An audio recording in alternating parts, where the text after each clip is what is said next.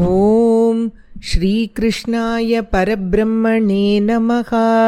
अथ श्रीमन्नारायणीयं षष्ठं दशकं विराट्देहस्य जगदात्मत्ववर्णनम्।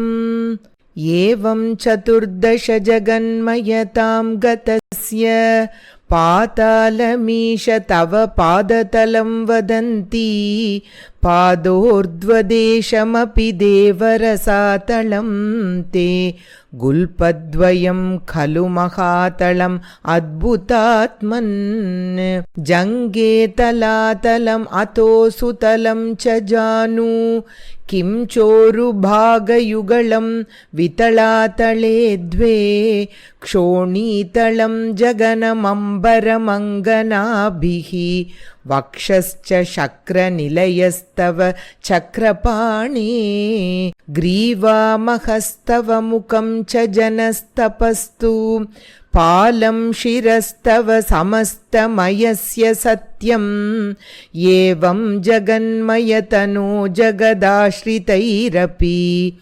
अन्यैर्निबद्धवपुषे भगवन्नमस्ते त्वद्ब्रह्मरन्ध्रपदम् ईश्वर विश्वकन्द छन्दांसि केशव घनास्तव केशपाशाः उल्लासि चिल्लियुगलं द्रुहिणस्य गेहं पक्ष्माणि रात्रिदिवसौ सविता च नेत्रे निःशेष विश्वरचना च कटाक्षमोक्षः कर्णौ दिशोष्वियुगलं तव नासिके द्वे लोभत्रपे च भगवन् अधरोत्तरोष्टौ तारागणाश्च दशना शमणश्च दंष्ट्रा मायाविलासहसितं श्वसितं समीरः जिह्वाजलं वचनमीश शकुन्तपङ्क्तिः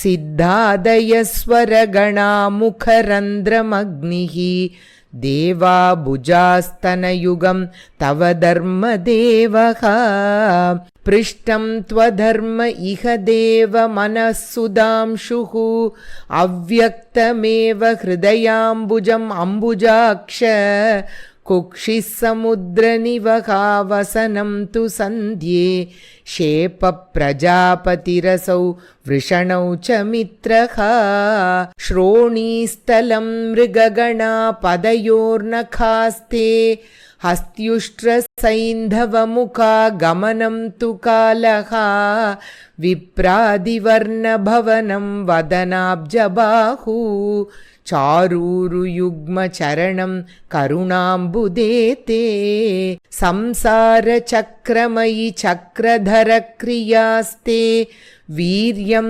महासुरगणोऽस्ति कुलानि शैलाः नाड्यः सरित्समुदयस्तरवश्च रोम जीयादिदं वपुरनिर्वचनीयमीश ईदृग्जगन्मयवपुस्तव कर्मभाजां कर्मावसानसमये स्मरणीयमाहुः तस्यान्तरात्मवपुषे विमलात्मने ते वातालयाधिपनमोऽस्तु निरुन्दिरोगान्। ॐ तत्सत् इति श्रीमन्नारायणीये षष्ठं दशकं समाप्तं। श्रीहरये नमः। रमारमण गोविन्द गोविन्द। श्रीकृष्णार्पणमस्तु।